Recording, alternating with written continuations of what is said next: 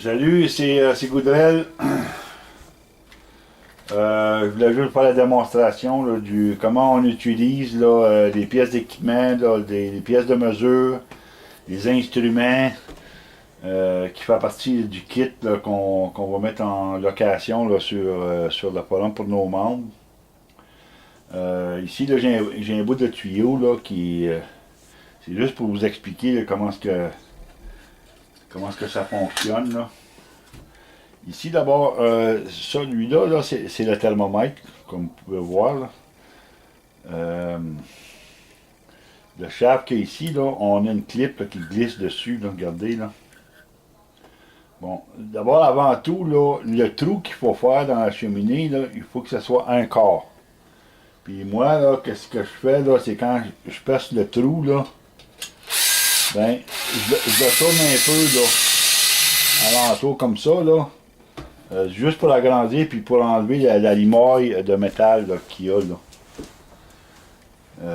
Comme ça, ben, le trou là, il va être bien accessible. Puis en plus, ben, une fois que vous avez fini de faire vos tests, vous pouvez mettre une vis de stainless steel là, pour boucher le trou. Ici, regardez, là, il y a une clip là, qui glisse. Là.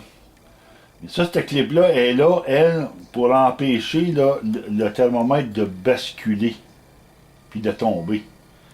Elle est juste là pour ça. Là. Donc, elle, là, il faut l'insérer à l'intérieur du trou. Là. La petite plaque qui est sur le dessus, ici, là, il faut l'insérer à l'intérieur du trou. Regardez, vous mettez la clip sur le bout, là, et puis vous l'insérez à l'intérieur pour ensuite le mettre de niveau, puis vous poussez le thermomètre à l'intérieur.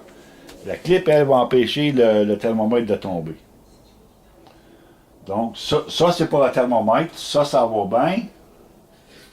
Pour le sortir, c'est la même chose. Vous le glissez au bout. Vous le flippez. Regardez, là. C'est bien simple. C'est pas plus compliqué que ça. Ce qui est important, c'est de bien tenir la pièce à l'instrument.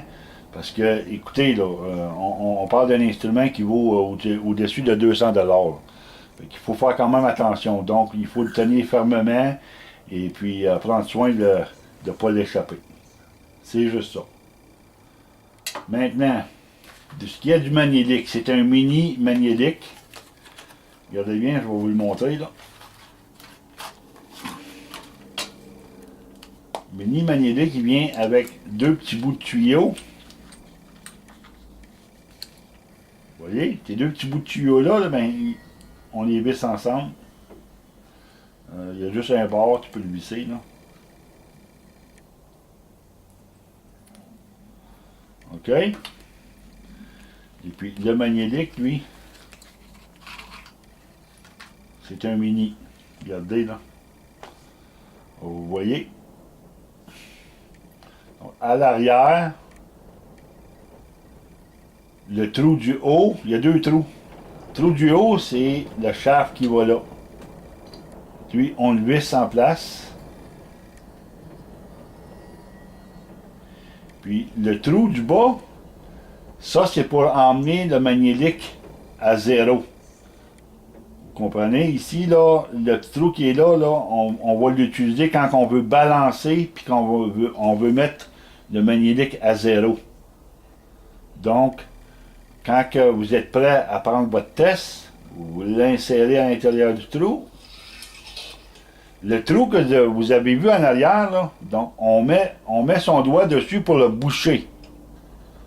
On bouche le trou, et puis là, ben, vous balancez votre magnélique là, toujours en ayant le doigt sur le trou là, pour boucher le trou. Bon, ben, en le balançant, là, on le met à zéro.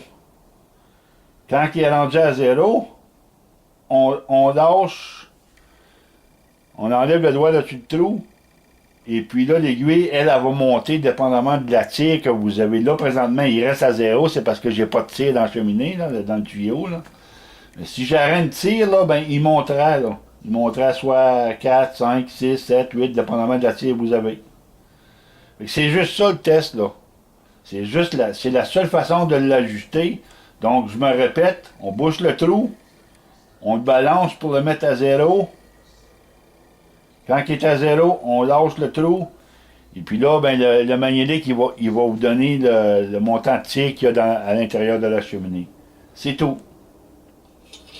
Ça, ces deux tests-là, là, la tire puis la température qu'il y a à l'intérieur de la cheminée. Ces deux tests-là, ça, là, ça va déterminer vraiment là, la condition que vous avez en partie de votre évaporateur et puis de la cheminée. Puis le problème aujourd'hui, c'est surtout de la cheminée. Ben souvent, puis la plupart du monde, la tire est tout simplement pas à bonne place. Et puis ça, c'est bien important de régler ça en premier de tout.